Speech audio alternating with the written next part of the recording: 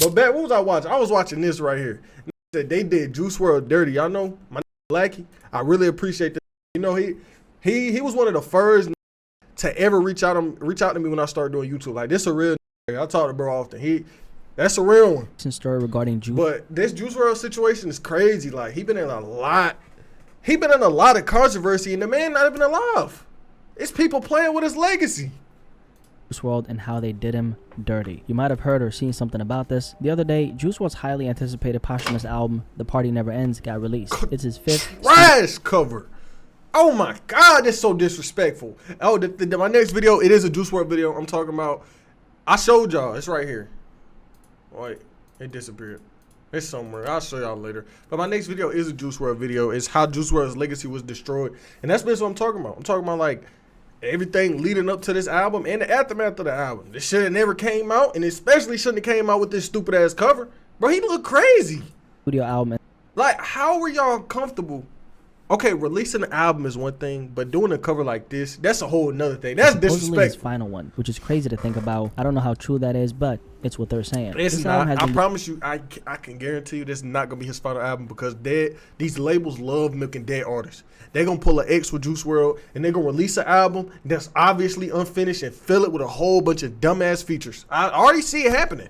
I'm not gonna lie, they be milking these dead artists like that, and it be so disrespectful. Getting teased for quite some time. There's been a lot of hype building up to it. Fans have been waiting on this one for sure. Now, the album ended up dropping the other day, but before we get into the album itself, good, bro. Let's talk about them 2 seconds wasn't them 200 seconds was enough to understand what you did wrong, and then don't do it no more. Because this was a really big controversial moment in the rollout. The cover got announced about a week before the release, and honestly, it was met with a lot of negative reactions. What I just say? People were saying it didn't look professional, which, looking at it, is a fair critique. Then there's a six-pack abs on the cartoon version of Juice, which a lot of people thought looked unrealistic and unnecessary. Overall, this cover was, let's just say, not it. Now, on another note, we also have to talk about the rollout, because it was a bit janky, to say the least. This is something Juice fans were pointing out ever since the rollout started. My nigga got face cam. What the fuck you, Blake? What you got on your head, bro? What you got going on? Janky, to say the least. This is something Juice fans were pointing out. The rollout for The Party Never Ends has been messy, to put it mildly. One of the key promotional strategies was the Fortnite collab. They added Juice WRLD skins to the game, which, don't get me wrong, is huge. Not every rapper, especially someone who has passed, gets an opportunity like that. It's a pretty big deal. But outside of that, the rollout just didn't feel cohesive. Songs were being added and removed. Y'all know what's crazy?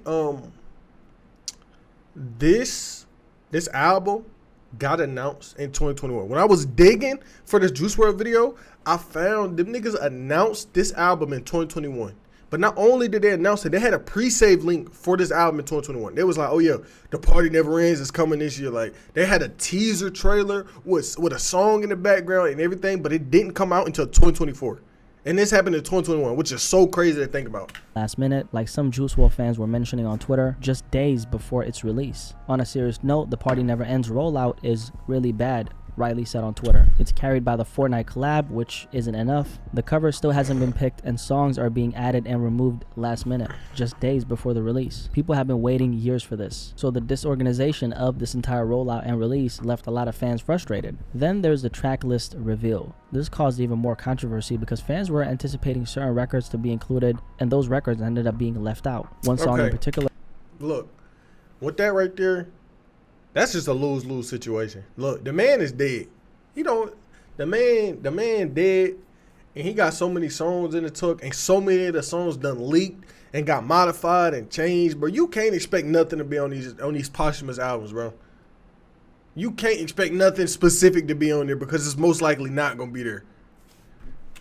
Rental, which is very popular in the Juice WRLD community. Then there's the quality of the album in itself. I've seen a lot of mixed reactions, but for Juice WRLD standards, it was actually kind of low if you ask me. I don't even really listen to the full thing because I fuck with Juice WRLD music, but I don't really want to listen to a posthumous album. Like, bro, I like music. I take music serious. Like, when a nigga drop an album, I appreciate it. And y'all gotta understand, niggas, a lot of people think about music differently. Sometimes people think about, oh, it's just a song. It's just something to put on in the background. Other niggas appreciate what it is, and I'm more than appreciate what it is side. Like, when a good album drop, I really sit and listen to it, really try to digest that shit. But with this, I don't really care to understand it or listen to it because the man himself didn't put it together. Juice WRLD didn't sit in and put these songs on his album. That label did. Like I don't really care. It just be like that. Just because the man did. I want to hear it. With his earlier releases. I like one of these songs though. This was a classic. I used to listen to this back in fucking 2019, bro. Like I had this on my Apple. I had this on my local files, bro. I used to listen to this every day. This is a great song, and I was surprised that they put it on the album. With them killers like Jeff. Was also heavily criticized. Fans felt like it was rushed, unpolished, and not a proper representation of Juice's artistry. What's crazy is a dead man's album being rushed sounds so stupid to me. How can you rush something that doesn't have a date on it? The nigga is dead. How are you gonna rush this album and he's dead? It's not like he's alive and got a label deadline to hit. He dead. Just take your time on the album.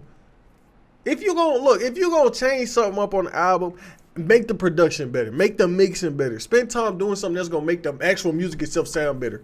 But y'all what y'all rushing for? He dead. At this point, a lot of people are convinced that his record label is actively ruining his legacy. That's the narrative I keep seeing, and honestly, it's hard to disagree when you see the backlash. Even diehard fans who've been there since day one aren't supporting this release. That speaks volumes. Juice WRLD is not the first rapper whose legacy has been mishandled, though. We've talked about this topic in depth over the last few years, and we've seen it happen with other artists like Pop Smoke and XXXTentacion. Both of their legacies have been, let's just say, poorly handled, whether it's rushed albums, unnecessary. Out of every artist, damn, you know what I'm thinking about?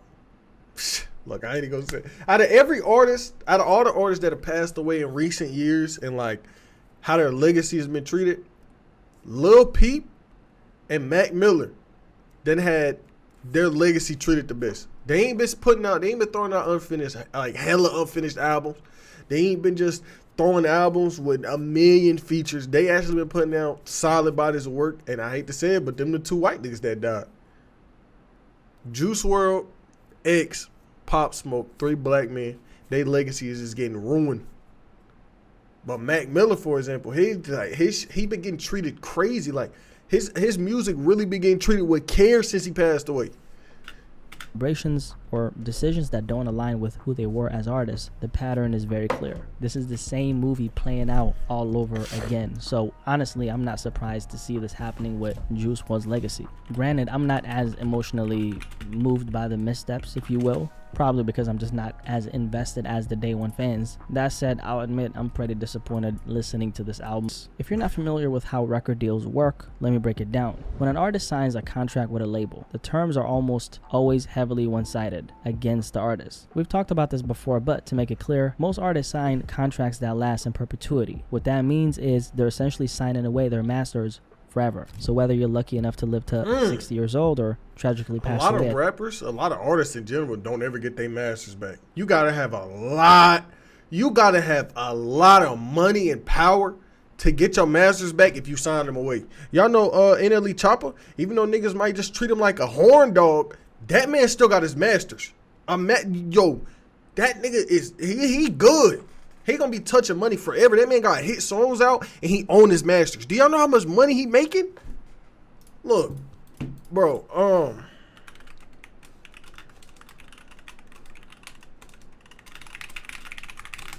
NLE own his masters, bro. And he owns his masters. Crazy. He signed a deal with United Masters back in 2019, but that nigga been getting that money. It's crazy. At 21, he's like smart. Jared Higgins, professionally known as Juice WRLD. Who else on their masters? I don't care. Corporations own your work for an eternity. In Juice's case, from what I know, his family doesn't have any control or say in what the record label does with his music. The people who loved him the most, who truly understood his vision and his artistry, don't have a voice in how his legacy is handled. Instead, the people who are in control are often looking out for their own interest more than his. And this is why we end up in situations like these where a young, incredibly talented artist like Juice WRLD passes away so young, and the posthumous projects released under his name don't hold a candle to the work he put out while he was alive. It's a tale as old as time. It's a movie we've seen before, and unfortunately, it keeps playing out. I hate, bro, when artists die young, it be so... I ain't gonna... Okay, dying young is bad, but sometimes they don't even get to, like, put out everything they meant to. Like, Juice WRLD was only able to put out three albums.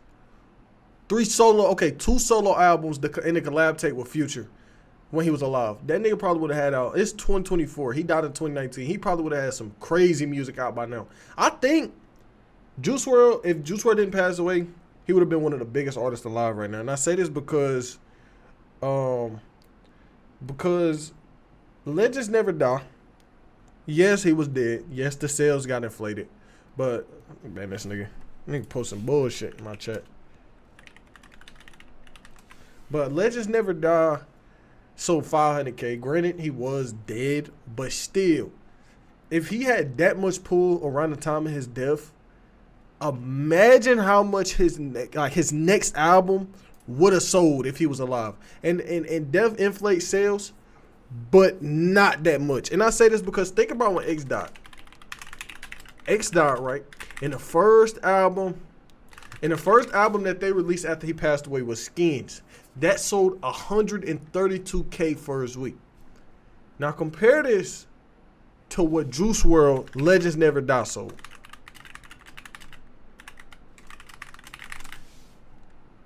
497,000 copies. Death inflates sales, but not that much. I'm pretty sure if he was still alive and he was dropping music, he would have sold a lot. He would have been so big right now. Question is, that's why when niggas be like, oh yeah, the big three, it never changes. The big three always is just Drake, Kendrick, J. Cole. Because I feel like the new big three died. X died, Juice WRLD died, Pop Smoke died. There was really three huge artists that died before they could really do anything in the music industry. When will it... That I ain't gonna say that could have been a big three, but it could have been something. Stop. When will the industry start treating artists with the respect they deserve, both in life and in death? The sad truth is it's never gonna change. I don't really think it will. There's too much of a financial incentive for things to be this way. You know exactly what you're gonna get if you put your hand on a stove.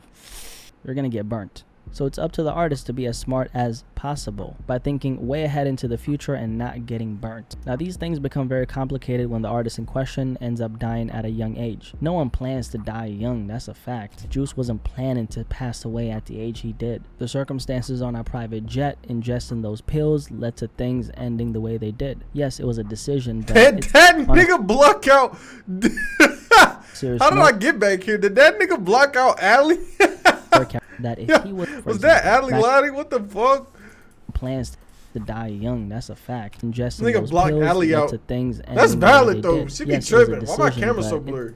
I already skipped too far by accident, but he's talking about Mac Miller. I just spoke about Mac Miller, saying how his legacy been getting treated so much better than these other artists. You might be asking how. Well, let's just say it doesn't always have to be like this. Take a look at Mac Miller. For example, Mac Miller, who tragically passed away at the age of 26, is a textbook example of how an artist's legacy should be handled. The way Mac's legacy has been preserved speaks volumes about. I need to listen to more Mac Miller music. You know, all this time I listen to music, I never really got into Mac Miller. But I ain't gonna lie, after this stream, I might listen to some of his music because I ain't never been big into it. He had around him. Clearly, there was a lot of love, care, and respect for his artistry. I'm pretty sure that Mac Miller also took some steps contractually to personally ensure that if he wasn't here, his work, his name, and his likeness would still be represented. You know what this remind me of? Y'all know Anderson .Paak? Anderson .Paak has a tattoo.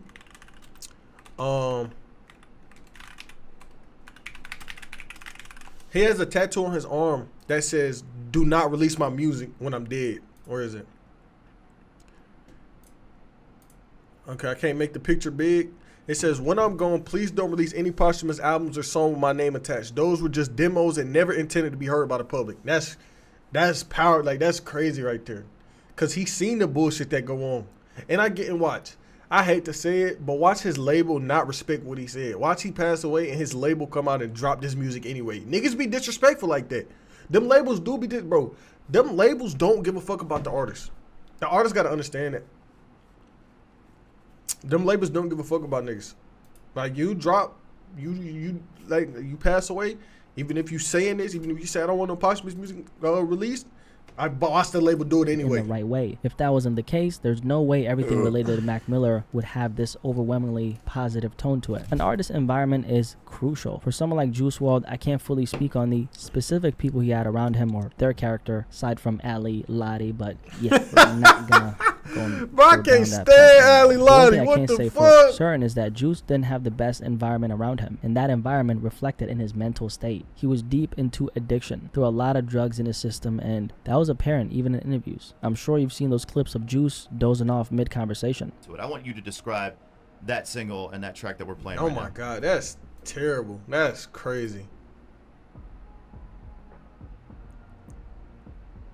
It's heartbreaking. It tells you so much about I've never even seen this before. And the lack of a truly productive environment to help him navigate those struggles. At the end of the day, an artist's surroundings plays a significant role in their mental health and their career. Juice WRLD's tragic story is a reminder of what happens when those pieces aren't in place. And unfortunately, his legacy is being mishandled in a way that reflects that. It didn't have to be this way though. When an artist is in this kind of mental state, the last thing they're thinking about is what happens to my legacy when I'm not here. It's almost like they're in survival. Bro, that's crazy though. How the label be treating some of these niggas.